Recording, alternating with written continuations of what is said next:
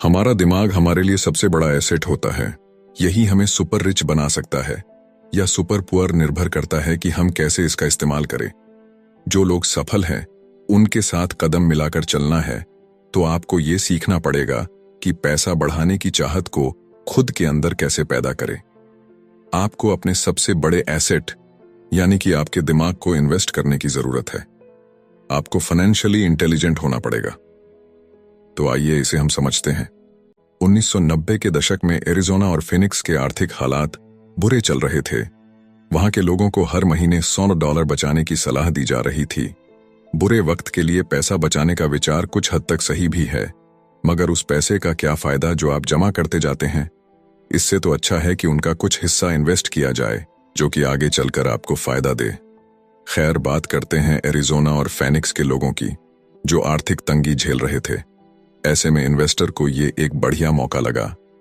लोग जो अपनी प्रॉपर्टी अपने पौने दामों में बेच रहे थे उसे कई इन्वेस्टर्स ने हाथों हाथ खरीद लिया। रॉबर्ट ने भी $75,000 की कीमत वाला एक घर सिर्फ $20,000 में खरीद लिया। इसके बाद उन्होंने अर्तोनी के ऑफिस में एक ऐड दिया, $75,000 वाला घर सिर्फ $60,000 में। बस इसे लेने के लिए ग्राहक टूट पड़े। रॉबर्ट का फोन बजना बंद ही नहीं हो रहा था कि ये पैसा उनको उस एसेट से मिलने जा रहा था जो उन्होंने प्राइमरी नोट के रूप में ग्राहक से लिया था, और उन्हें ये पैसा कमाने में केवल 5 घंटे लगे। उन्होंने जो $40,000 इन्वेंट करे वो उनके एसेट कॉलम से क्रिएट हुए थे, और बगैर टैक्स के उन्होंने अचानक ही मिले एक मौके का फायदा उठाकर ये पैसा क्रिएट अपने इनकम कॉलम में ऐड कर लिए।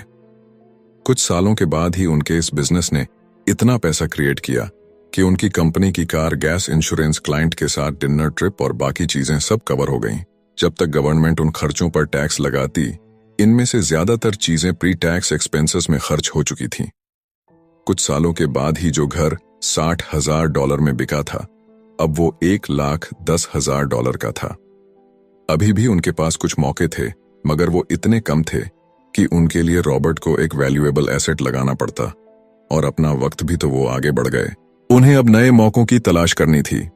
अब आप एक सवाल खुद से कीजिए, मेहनत करना भी बहुत मेहनत का काम है। 50% टैक्स भरिए और बाकी बचाइए। अब वो सेविंग्स आपको 5% इंटरेस्ट देगी, और फिर उस पर भी आप और टैक्स भरे। इससे तो अच्छा होगा कि आप अपना पैसा और टाइम अपने सबसे पावरफुल एसेट यानी कि अपने दिमाग पर इन्वेस्ट करें और फाइनेंशियली इंटेलिजेंट बने। ये दुनिया कभी भी एक सी नहीं रहती, जो आज या कल नहीं होगा। कभी मंदी तो कभी तेजी का दौर चलता रहेगा। वक्त के साथ टेक्नोलॉजी और भी बेहतर होती जाएगी। आज मार्केट ऊपर है तो कल नीचे होगा। खासकर स्टॉक मार्केट तो हर रोज बदलता है, मगर इससे आपको क्या फर्क पड़ेगा? अगर आप फाइनेंशियली इंटेलिजेंट है तो क्योंकि आप तो हर हालात के लिए तैयार रहेंगे। आपको जिंदगी में बेशुमार मौके मिलेंगे जहां पर आप अपनी फाइनेंशियल इंटेलिजेंट का फायदा उठा सकते हैं। जरूरत है तो बस उन मौकों को लपकने की।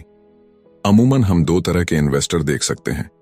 पहले वो जो पैकेज इन्वेस्टमेंट खरीदते हैं, और ये काफी आसान और बगैर झंझट का काम है।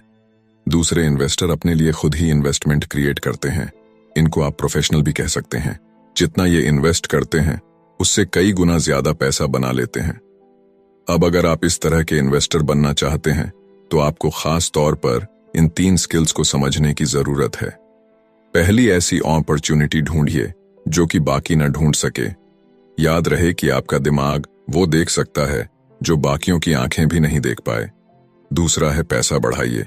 जब पैसे की जरूरत पड़े तो मिडिल क्लास केवल बैंक जाता है, मगर दूसरे टाइप के इन्वेस्टर पैसा बढ़ाकर के कैपिटल रेस करते हैं। उन्हें हमेशा बैंक की जरूरत नहीं पड़ती। और आगे ये तीसरा, स्मार्ट लोगों को ऑर्गेनाइज कीजिए। इंटेलिजेंट लोग वो होते हैं जो अपने से ज्यादा स्मार्ट लोगों के साथ मिलकर के काम करते हैं। इसीलिए इन्वेस्ट करने से पहले अपने इन्वेस्टमेंट एडवाइजर को चुनें। मुझे मालूम है कि ये सब आपके लिए कुछ ज्यादा है, मगर इसके रिवॉर्ड्स तो बड़े ही शानदार हैं। जिंदगी में रिस्क बहुत है, लेकिन उन्हें हैंडल करना सीख करके ही आप अमीर बन पाएंगे।